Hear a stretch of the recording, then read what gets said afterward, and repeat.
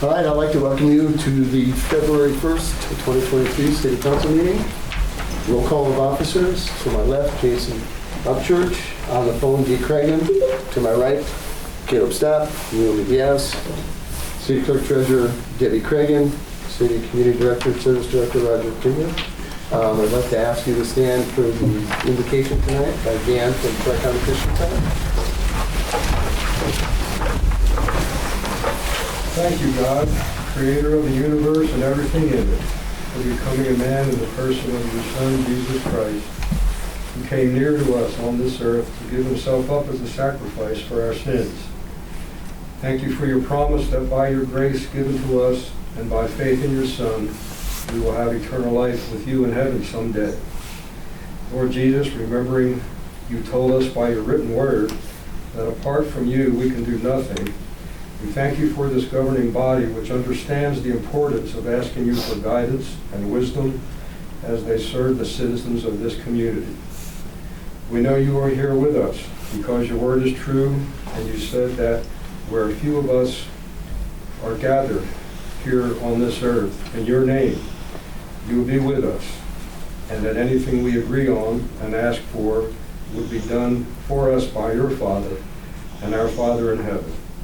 So we ask you for guidance and wisdom for everyone here so that everything that is said and done will be pleasing and acceptable to you, and therefore will be for our good.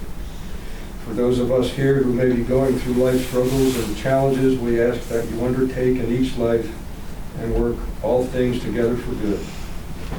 Last but not least, we pray for our nation from its beginning, founded on the principles of your word. Christian nation, a people called by your name, now in some important ways a nation in decline, that collectively as one people united, we would choose to live by and be governed by those principles, that we would humble ourselves and pray, seek your face, and turn from our wicked ways. You said in your written word that if we did so, you would hear from heaven, forgive our sins, and heal our land. We ask all these things in Jesus' name. Amen. I pledge allegiance to the flag of the United States of America and to the republic for which it stands, one nation, under God, indivisible, with liberty and justice for all.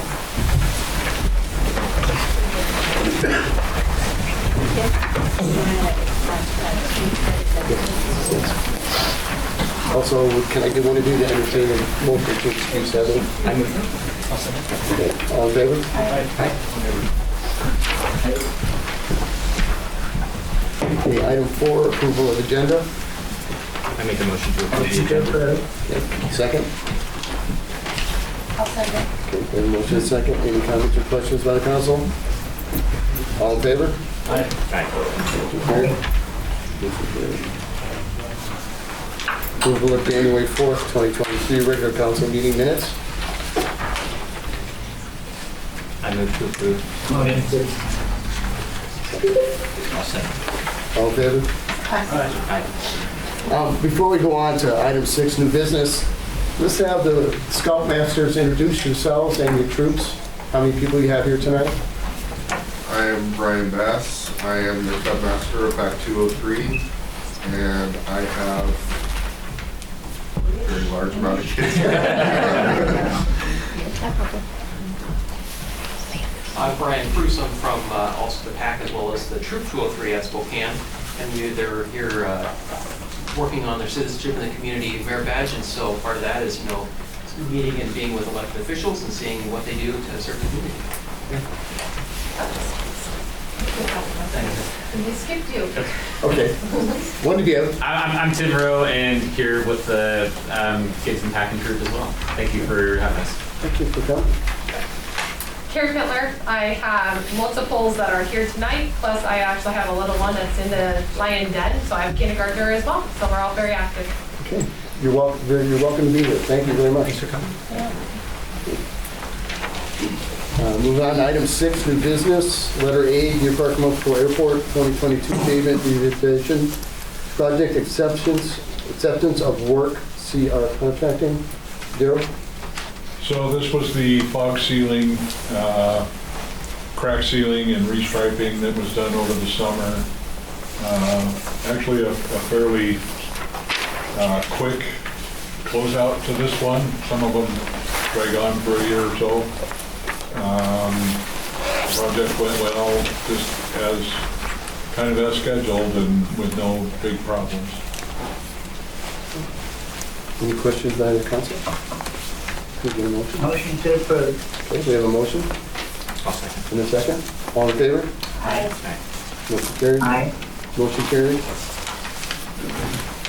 Item 8, ordinances. This is a first reading. Ordinance A, 2023-1014, amending the 2023 budget for the appropriation of $950,000 for the design and construction of the splash pad project. I don't know, Rod, do you want to do a little bit on that, or you want, we're just going to do the first reading and then go? Yeah, typically. Just the first reading. So this is the first reading. We'll move it to the next meeting, a second reading. Item 9, consent agenda. Letter A, approval of voucher claim check numbers 4827 through 4860, including EFT debits in the amount of $358,248.80 for the first half of January 2023. Item B, approval of voucher claim check numbers 4861 through 4883 in the amount of $232,774.18 for the open period of 2022.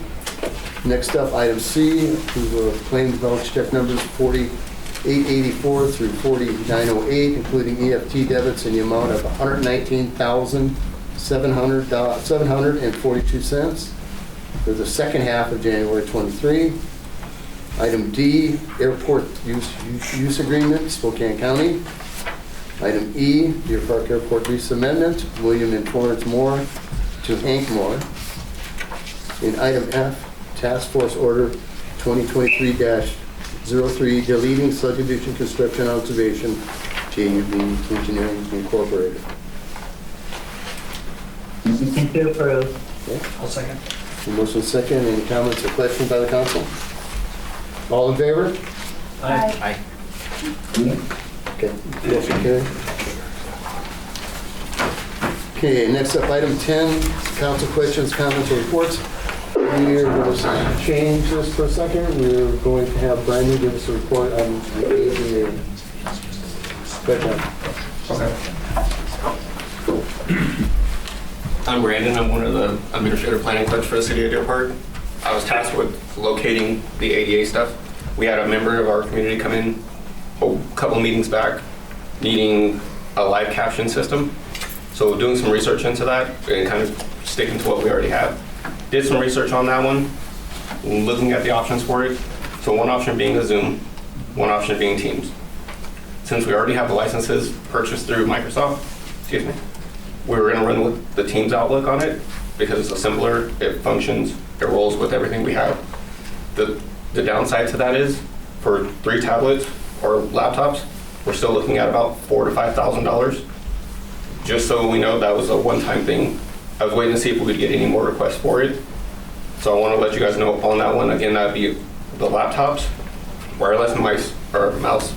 It'd also be the ability for Vision, our IT software, to manage it, to maintain, so we maintain compliance with 1, our insurance, 2, our retention, just in case for some reason it gets emails. Also being able to remotely update it and manage it for us. So with that one, I wanted to just present that to you guys, just to see if that would be an option that you guys wanted to. It is a hit or miss option just because of, again, I feel like it would be sitting on the shelf a lot and wouldn't be getting used very much on that one. So I want to just bring that option to you guys just so we know it is an option for us to do, but there is a cost associated with it and there is a risk of it never being used as well unless a person ever calls. And so what it would be is us handing them a laptop while we run Microsoft Teams for our meetings. While they're here. And how many laptops? That was 3, so that was 1 to run it and 1 and 2. So we'd have technically a backup or if we had multiple people there versus having to do it on the TV. The other option on the option on the TV would be fine, but again, for everybody else in the audience, if there was a presentation or something like that, I think it would be too big of a distraction and trying to get it to go that way. So I think the individual handhelds, that way the personal, it's strictly to that person versus us trying to cast over someone else's presentation and have that running in the background. Because it almost have to run in the background if we had somebody else here. Question for you.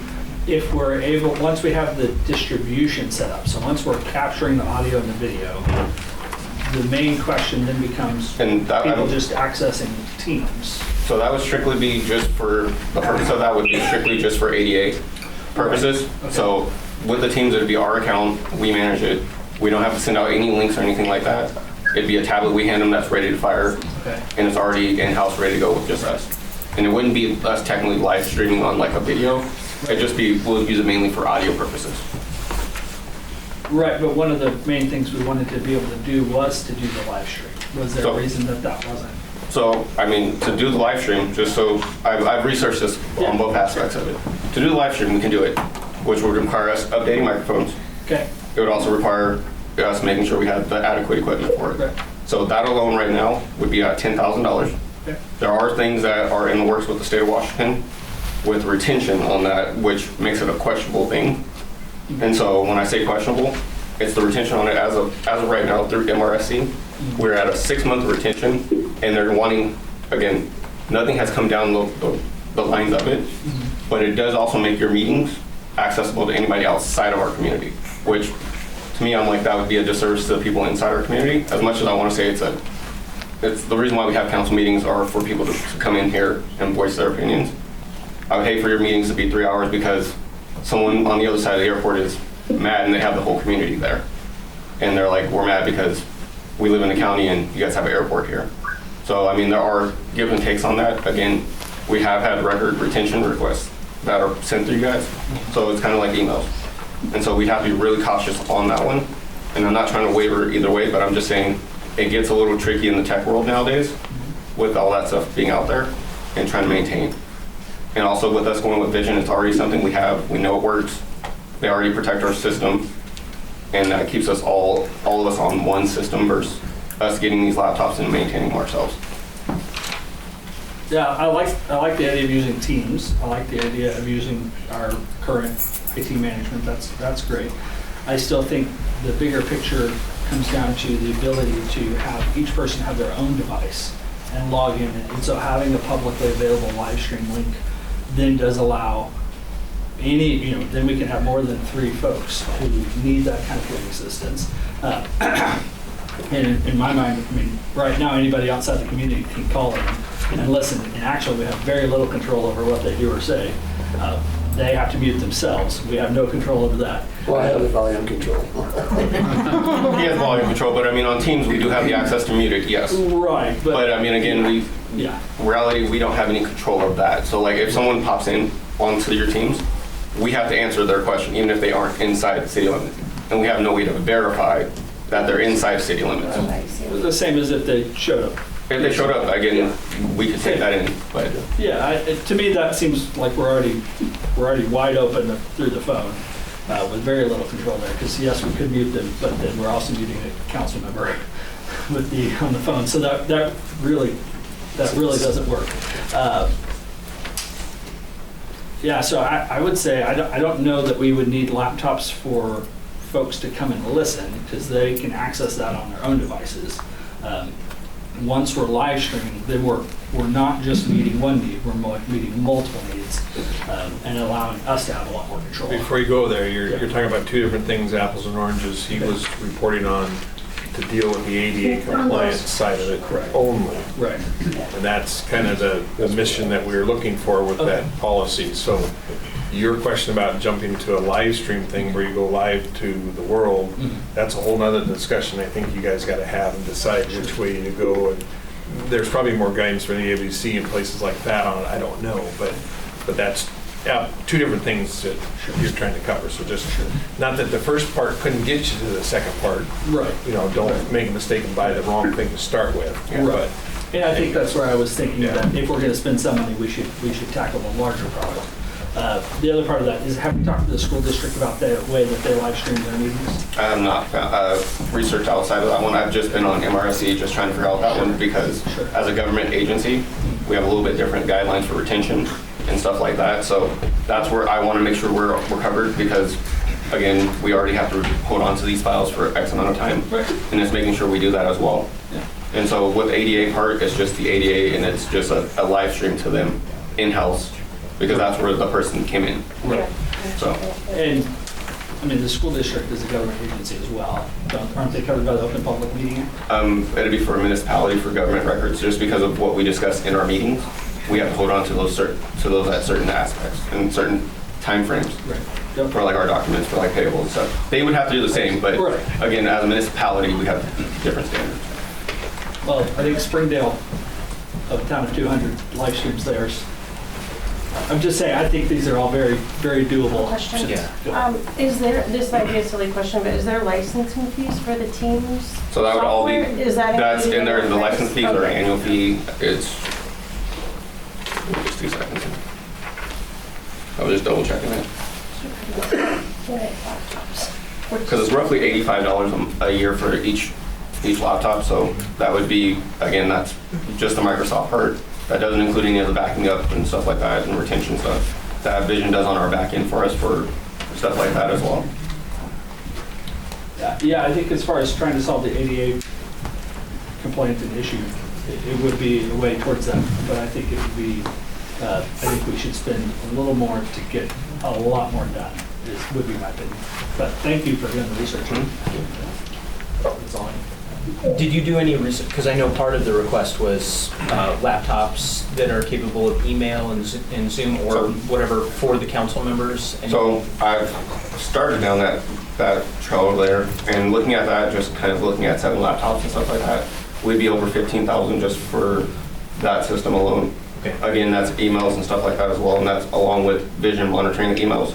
Our concerns on those ones are, I've actually talked to municipalities about this, is how they're used, one. The second one is how their council people are using them. So I spoke to Spokane Valley about it, and I spoke to their IT person because, again, they have someone that monitors the emails of the council. So that way, if a public records request comes in, we don't get sued. Yes. Because I'll be honest, that's one of my biggest fears is we've come across a couple of serial sewers, as I'm gonna say. Unfortunately, in our society, we have people that do that, where their request wasn't met, and the city had to pay money for it. And so that's one of my big concerns is that part of it is the public records and requests being met. Again, it's also maintaining the up-to-date for laptops. Because again, if Joe Schmo takes their laptop home and throws it in the closet, and a month later it's gonna be outdated until they turn it back on. So it's also making sure we maintain that aspect of it as well. And so again, it's an option that we can always look at as well, and see what we really want to do and what we want to open up to. But I know a lot of communities are saying it's hit or miss on their tech part of that. And it's just if they use it, if they don't. And a lot of it is just that comes down to that part. I think, if I may, I think our concern as a council is just the ability to communicate with people on one of the most popular mediums available, which is email. So I don't want to get sued either, but I think could you put together a package so that we can decide? I can do that. Yeah. And include the full video streaming. Video streaming. What that will look like, so we can see the cost of all that. Because that doesn't seem unreasonable. The cheapest laptops we don't. Well, I mean, yeah, it's good. I mean, we want to at least make it so we don't have to replace them every year though, too. He's probably looking at harder ones that. Yeah, something that we can't destroy completely. I think we could take care of our laptops. And that also includes setup and everything as well. So because the laptops would have to go through our system because our emails are domain to us. So they would have to go through our servers and stuff like that. So it's also making sure we have the protection for that as well. Because, I mean, currently, we're exposed to a lot of liability. This would be another thing, like, it's kind of like the phone system. We're already doing things. We're already exposed. We have to come along and fix some of these holes that we're seeing. So, yeah, thank you for the research. Thank you, Brandon. Yep, thanks. Jason, you're up. So let's see. 2 things, just while we've got a student audience here. You guys may have missed this, but part of what we talked about 20 minutes ago was to spend $950,000 from the city on a splash pad for you guys to play with in the summertime. So part of when you go to a park and you play with toys and that sort of thing, part of where that originates is right here. So just kind of a neat connection that you guys get to see some of that. So just wanted to point that out. The other thing is at our last city council meeting, Councilman Stapp put together a paper for discussion about how to potentially spend the council's general reserve fund. We have a little more than $2.4 million in excess than we were anticipating. So there were many things on his document. One of the items he suggested was setting aside $1 million for a local police department. So whether we add deputies in the near future or not, the police task force has mentioned that we probably anticipate needing a local police department in the next 3 to 5 years. The biggest concern for everyone is the cost of the startup. And so I would like to make a motion for city staff to draft an ordinance to allocate $1 million of the general reserve fund to start a local police department. I'll second. Any questions? So he's making a motion to add $1 million to the surplus, from the surplus. To take the general reserve fund and earmark that for starting with the police department. Isn't that a little early? Nope. Roger? Well, isn't that, are you asking to, I mean, at this stage of the game, you're just trying to earmark some of that money in that fund, or say, hold it there? Not necessarily, we don't have to do a budget amendment for it or anything like that. You're just trying to say, make sure we carve out that chunk. If we spend it any more money, we're carving out $1 million out of that savings account to earmark towards the sheriff's department, or towards a law enforcement in the future. Yeah. Kind of, that's what you're saying. So, Yeah, so we already have $400,000 set aside for that. So this would add $1 million to it. well, you don't necessarily have 400 set aside for it. There was just money in there that was originally set up to be used for that never was used for that, but it was just a chunk of money that was there. So are you saying you want to earmark 1.4 of that fund towards that? So I would like to add $1 million to the $400,000 that's there.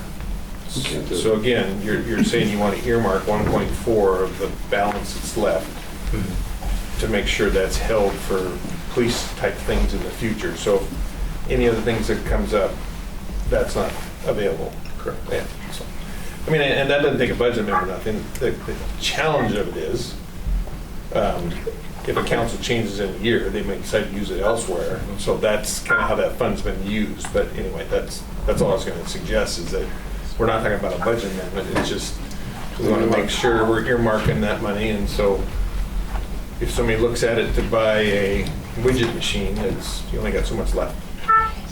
So. Because your actual motion was to direct city staff to craft an appropriation like the one we passed the first reading of tonight. See, and that's two different things. Right. I'm sorry. Right. Okay. Yeah, so that was your actual So then motion. we don't need to do that. So I rescind that motion and just make a motion to earmark it. You second it? Yes. Yeah, and the key is you know that reserve is there, Right. and you need to be ready to fight to keep 1.4 there for future use for law enforcement. Right. Should Naomi wanted to spend $1 million on something else? I mean, that's really what you're talking about, I think. Yeah. Yeah. I'm Yeah, not we just- would have to vote to spend the money, Yes. the $1 million I want to Yes, spend correct. anyway, I'm so not sure you have it's to just do that. stays there. You just leave it in there. But it's good planning and where your priorities, I mean, there's nothing wrong with that. And originally it was set up for that concept of law enforcement, so now there's more there. A couple of the reasons for that. Number one is because because I know, 2 months ago, Mayor Tim asked if we could allow him to work with Sheriff Knowles to potentially get additional deputies, potentially 2. If that is the case, then we will need to come up with some money somehow anyway for that, number one. Number two, if that is not available and we do move forward, or the consulting firm that we're looking to get information from, directs us, or we vote as a council on that, one of the biggest things is, well, do we have money set aside for that? So So this would be, yes, we have money set aside for that. So that's the hard part. So we have a motion and a second. All in favor? No, we don't need it. No, we don't need it. Are you done? I'm done. Bill? I've got a couple of things from various angles. I'll start with the City Hall update. We met with the City Hall task force that we've been in the process of evaluating this building, its long-term usefulness, and then the options that we have to make sure it remains standing and useful for the long term. At this last meeting, they presented 3 different concepts for the options we might consider moving forward. They were all great. I personally would be happy with any of them. And then, so the task force basically said, these all look great, please give us the cost estimates. So by the end of this month, they're gonna come back with a detailed schedule of what they would estimate as the cost of each of those options, at which point the task force job is to then choose 1 or 2 or 3 to recommend to the council and for us to consider for the future. So that's on the agenda for the future. Different topic, something dropped or popped up this week. There are some medical students from UW who will be in the area on spring break doing shadowing at various clinics and doing some learning on their projects. But they asked for help specifically to, if anybody has volunteer projects for 4 to 8 college students on Friday, March 24th for a half day. They're going to be in town. They were looking for volunteer projects. And then if anybody has, I don't know, something that you want to invite them to or something that it might be good to invite them to, let me know. I pass on your information. Their whole purpose is to get medical students out into what they see as more rural communities to help them come and live here and work here and serve us at some point in the future. So that's good for our town to be getting to be a recipient of that. There's a team going to Colville as well. And then I talked today with some folks from Schroeder about helping them get connected with the team as well. So just trying to spread that around. So again, kind of a strange connection there, but some options. So that's it for me. Naomi? Not much. Some of our Upchurch and I have had a Zoom meeting with the city attorney and been working with him on that, just seeing what we can do with ordinances to help prevent some of the homeless issues other areas are facing. And we just received an email not too long ago with some of the research they had done, and so we're going to talk with them again, and then we'll have more to talk about another time. Dee, do you have any comments or reports?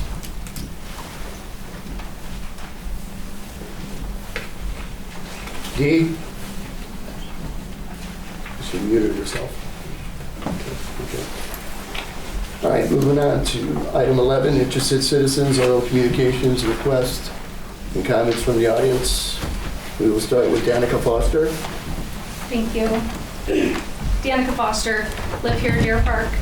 So this is regarding chickens, ducks, and rabbits here in Deer Park. 2 questions for you.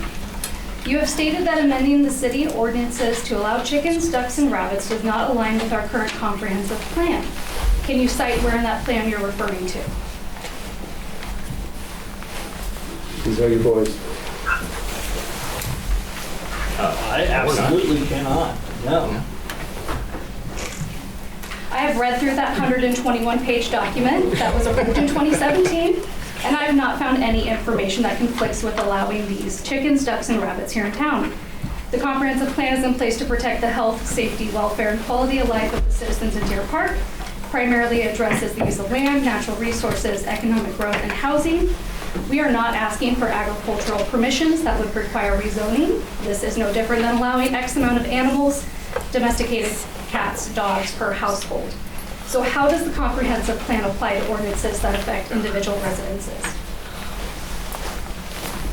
Roger, did you answer that? Well, I mean, I don't have obviously anything in front of me here, but all I can do is give you the determination recommendation the Planning Commission did through the hearing process a few years ago and where they referenced back to. So I can copy that stuff and put it in your boxes so you have that idea, if that's what you want. I mean, it was pretty clear the Planning Commission did that. They went through that process and What came out of it was there was not a recommendation to go back and deal with the comp plan or the ordinances for that. And so, and that came to the council in the report, and the council said not to do anything with it. So that's what I can tell you. To fix that is a process through the comp plan amendment that's going to happen there in the next year and a half or so. But that's what I can tell you. Okay, question 2. I, along with many citizens, would like a clear answer on this. After the comprehensive plan is updated, will you allow a motion to change the ordinances to allow chickens, ducks, and rabbits so the council can vote on it? Well, any council member can make a motion. Will So, you? I Well, will, if presented one. Steps wise, Yeah. steps wise. it goes to the planning commission first. They're the ones that have to go and come up with the zoning amendment process, or the amendments to the zoning code that are going to be required to happen. Then that would come to you in that format. And if there is a, if they come and it doesn't address all your concerns, you can add amendments to that then. Short of that, it makes the planning commission have to go through a process similar to as the planning commission does, doing public hearing, findings of fact, and all those kinds of things to support it. So you can't by motion just change the zoning code on your own in certain zones. So it has to come through that process, but it can get here. Why is this a matter of zoning codes? Much like cats and dogs, there's nothing in the comprehensive plan that states residential zones are exempt from having animals. It doesn't align with our plan for the city. Why is this a zoning matter? We're not asking for zoning regulations to be changed. It's actually 2 sections of the code. In the zoning code, there's one zone that they are allowed in, therefore they're not allowed in the rest. Okay. And then secondly, there's actually a section in the animals and section of the code that doesn't allow farm animals inside the city limits of Deer Park. That's not a zoning thing. So there's 2 separate ordinance chapters that have to be changed. Couldn't you amend the verbiage that you're using that would exempt poultry and small animals from livestock? When it comes to impact to residential zones and people's property and values, you cannot play with the words to make it comfortable for somebody else. You have to go through a specific process, hearings, conditions, findings of fact as to why the change needs to be made. That will stand up in court. So who initiates that? Is that the planning commission? That's the comprehensive plan process. We'll start the process. After the comprehensive plan? After that, then the planning commission will go through a series of zoning changes for whatever they might be. And so that package of zoning amendments is what would then come to the council, coupled with a finding of fact in support of whatever recommendations they make. And then the council will act on that in that sequence. Can a citizen propose that to the planning commission? Oh, sure. Yeah, I mean, it's going, because there's public hearing processes for the planning commission to go through as well for any of the amendments that are made. And so we may, I mean, your planning commission could say, change it as you want. And at the public hearing may come up to say, not in my backyard. And that's the decisions that the planning commission has to make in their process before they ever come to the city council. And what is the process for submitting that proposal to the planning commission? Really, once the zoning amendment process gets started through the public hearings that we'll have on zoning amendments, either at one of those or prior to that, you know, a request or a recommendation or wording that you would like to see for the planning commission to consider. Typically, they'll go through a work session series of processes to work on all the ordinance amendments that are needed. So one ordinance, rather large, will be all the various code amendments that are suggested for what comes out of the ultimately the comprehensive plan process and then the zoning code amendment process. Okay, thank you. Good? Thank you. Can we get some help from the city council to get this going? I mean, we've been asking for this for 8 or 9 months, maybe longer than that. And can one of these council members, you know, address the planning commission? Do we have to address the planning commission? We have, we voted on and passed a resolution to add chickens to the comprehensive plan update. And that was, as far as I understood it, the limit basically of what we could do at this point in the process. Well, but you budgeted, so we'll have, there's money budgeted for the comprehensive plan amendment. Thank you. And so I've already started working with our consultant with the planning folks as far as where that's going to take us, dealing with the county on the elements that they see that are going to be required for the whole update. The periodic update is a thing that's done every 6 to 7 years. The county's in the starting phase of it, so we're going to be ahead of the curve a little bit. But that task order will come to you soon, in the next couple of months, and then from there you can decide, wow, that's too much, we don't want to do that now, although that's really not an option, and then how much it is, and we go from there. I mean, the chickens portion is a small portion of it when you consider we have to deal with ADUs, and we have to deal with growth projections, and we have to deal with transportation element. We have several parts of the comp plan. It's going to be expensive to get all the parts. We budgeted a small amount that may happen this year. There's going to be more costs next year. It's just but we have to go down this process. What, in terms of the addition, I mean, are we talking like a few sentences to add farm in the well, paragraph? Probably it's more than that. When you get to the zoning code, it may be a few chapters you have to deal with. Because we have R1A, R2A, R3A, R2B, R3B, multifamily, so there's lots of discussion there as far as where, and then within those zones, we have 6,000 square foot lots, we have 10,000 square foot lots, so you have lot coverage of 40%, you have lot coverage of 50%. All those things are going to have to be dealt with on how and why, and if they're permitted or not, in these various sections of the code. So there's a lot of work there. So there's a lot of sentences and a lot of chapters to make it work. The comp plan, though, is probably the least, it's probably the smallest of Yes. the pieces, right? Yep, that's just whether it's in the health and safety, whether it's in the land use, it's going to be in the land use section, and it's actually goals and policies that say what you're proposing is something you want to do. And then not only, again, do we change it in the zoning code, you have to change it back in the animal section of the municipal code as well.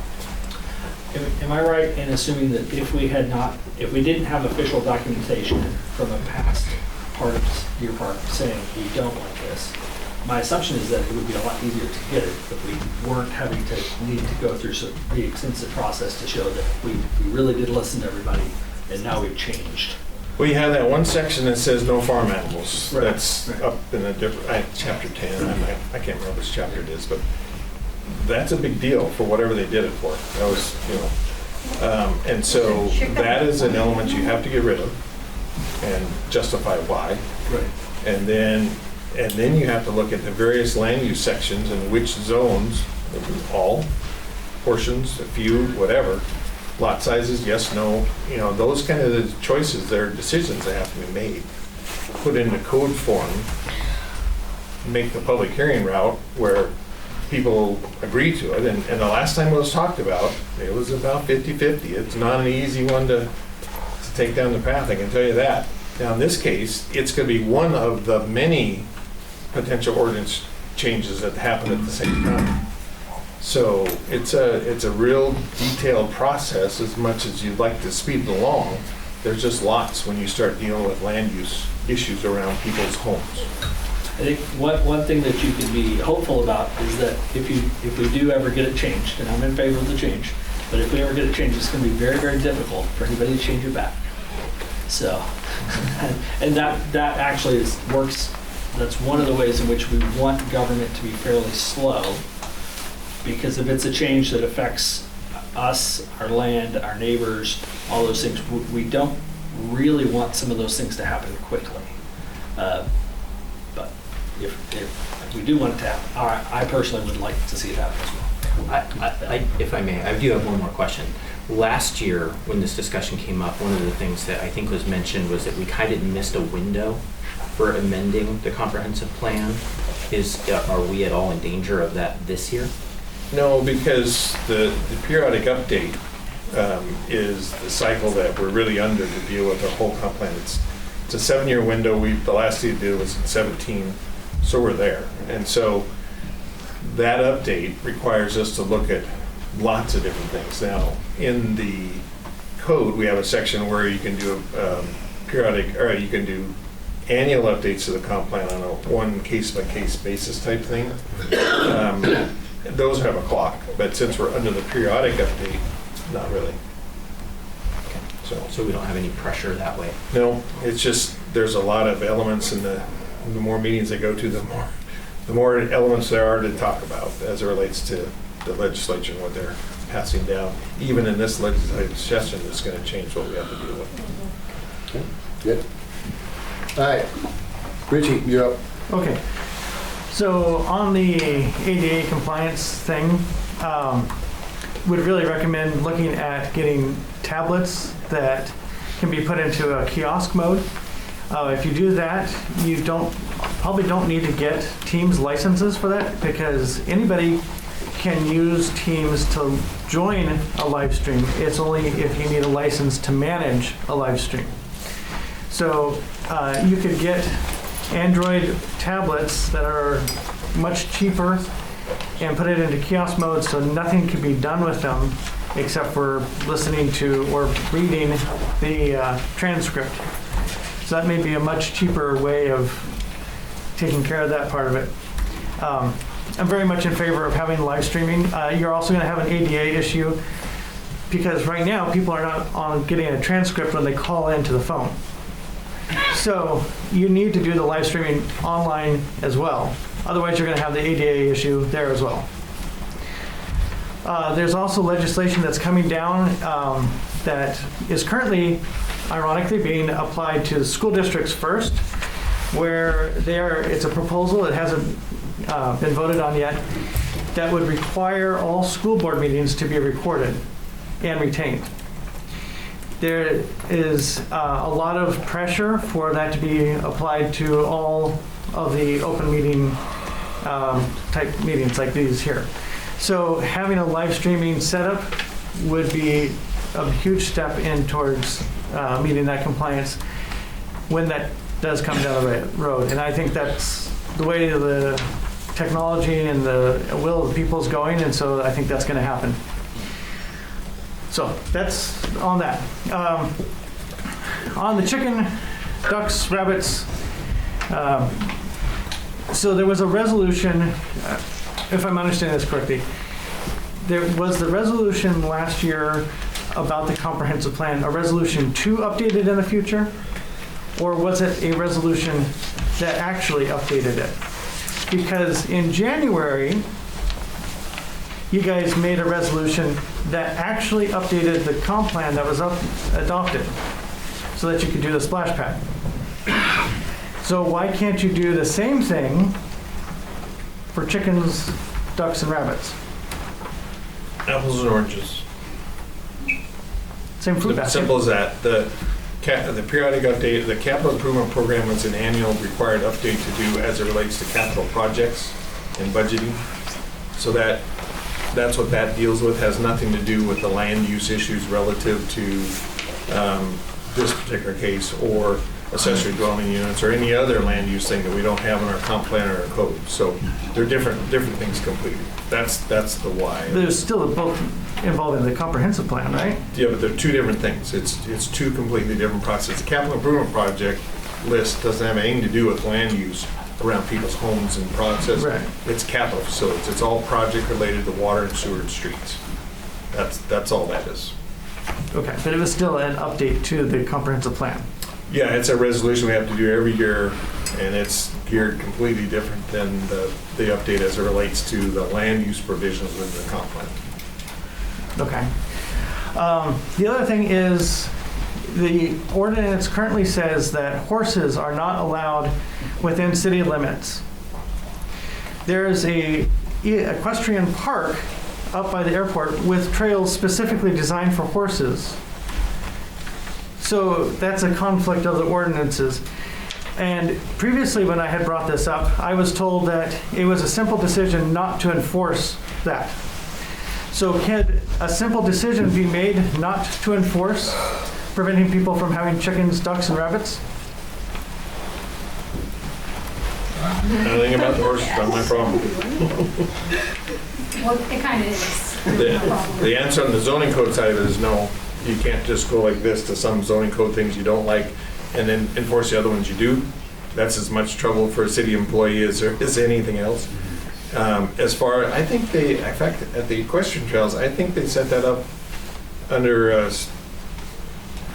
don't remember how it was a permit-related thing or when it was set up with the trails for out there for cross-country and a walk and a bike and stuff. Daryl may remember, I don't know. Remember that, or? I don't know. I don't remember. The city ordinance specifically says no horses in parks or streets. It's not a park. That's the airport. That part of it is designated as green space in the comprehensive plan. It's designated green space, but it's airport public property. It's not park related. It's not park property It's at all. in the park, it's listed in the park section of the comprehensive plan. It was, and then when the update was done, not that many years ago, to the parks element, we had to deal with that because FAA is the one listed as a park. So it's airport property. Okay. Yeah, so it's not, we couldn't keep it in the, it's open space. It's usable for exercise, all those kinds of things, but we could not keep it as a quote park because the FAA requirements on the airport Right. and the grant fund. So yeah, it's not listed as a park, but it's listed with the parks as the green space, so, but yeah. Okay. Okay, good. Next up, Angela Emmans. Hi, I'm new to the community, but a couple of things. First of all, your municipal code, 6.22020 on livestock, poultry, and exotic animals. It is unlawful to harbor, keep, or maintain livestock or exotic animals in the city, period. Couldn't it simply, could not there be an amendment to remove the word livestock and just prohibit the exotic animals? In the preceding section, the definitions were given for both livestock and for exotic animals. I mean, just take out the word. Another point I wanted to make is when we first moved here, my whole family has moved up here. My son rented a very elegant, historic mansion in a very elegant area of South Hill. And of course, as we know, Spokane does not seem to have the worries that Deer Park does with regard to the backyard poultry. Well, in this very elegant neighborhood, one of the neighbors had free-ranging chickens in the front yard. And we thought that it was just delightful. So, you know, as far as, I mean, it is a matter of opinion and personal taste as to what constitutes, you know, what would lower your property value, okay? We thought it was charming to have chickens pecking around this beautiful, elegant South Hill front yard. Just saying. So I'm for chickens, by the way. Mr. Mayor, scouts are going to leave. Okay. Thank you so much for letting us be a part of your meeting tonight and seeing this part of our meeting. We know how it works. Thank you. Thank you all for coming. The scouts will grab your stuff, check under your seats for paper. like the chickens too. You guys.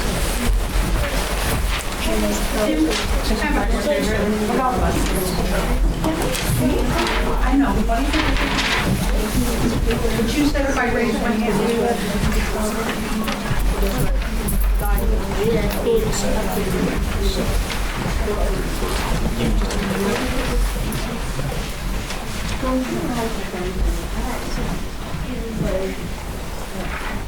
Wait till the exit. Thank you very much for having us. We really appreciate you. Thank you for coming. Thank you for coming. Go ahead, Diane. Okay, I have two questions. One is, if you go out to the Spokane County Sheriff's website, you can go out to their LexisNexis and you can get crime reports on a weekly basis. And they send them to me, and I get it for a 5-mile radius within where I live in Deer Park. And normally there are like 5 or 6 items that are reported, and that's it. Is that all that's going on in Deer Park, or is the sheriff's office not giving us all the information? They have to give us information, and they do give us information, and it is minimal. It is that small. So Yes. I went through and did from January of last year to December of this last year, and there were like 298 reports, which turns out to be like 21 reports a month. And I'm a little confused about why we need this, have this desperate need for a police department when we have 21 instances a month. The next thing is they're gonna turn on us and start making problems, is what I see. That's just a personal opinion. Let me talk to you after the meeting. Okay. I mean, I'm just kind of curious about why we need this big thing about, okay. The second thing is, chickens, I think, I understand about property values and all that, but I think it's also, it's a quality of life issue. People enjoy having chickens. It's a plus to have a chicken. It's enjoyable.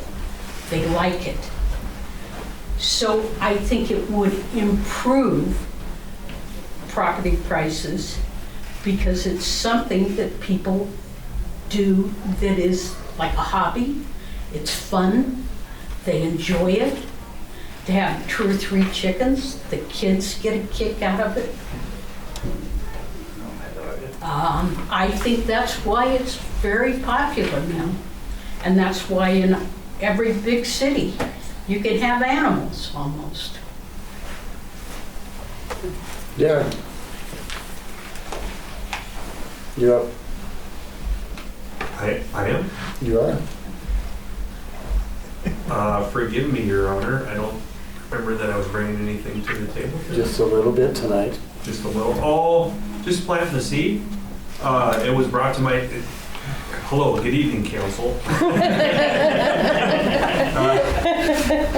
Yeah, well, planting the seed.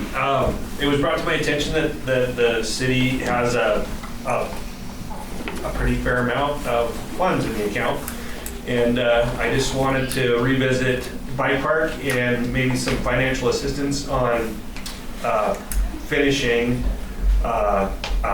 complete, ready to ride some kind of wheel park that is not in Swinyard Park and intermingling with everything and is not exactly in a neighborhood, but is just somewhere that it's something that's going to be feasible for the kids to get on and ride and have a place to go and be and do kid stuff. So yeah, I'm just here to plant the seed.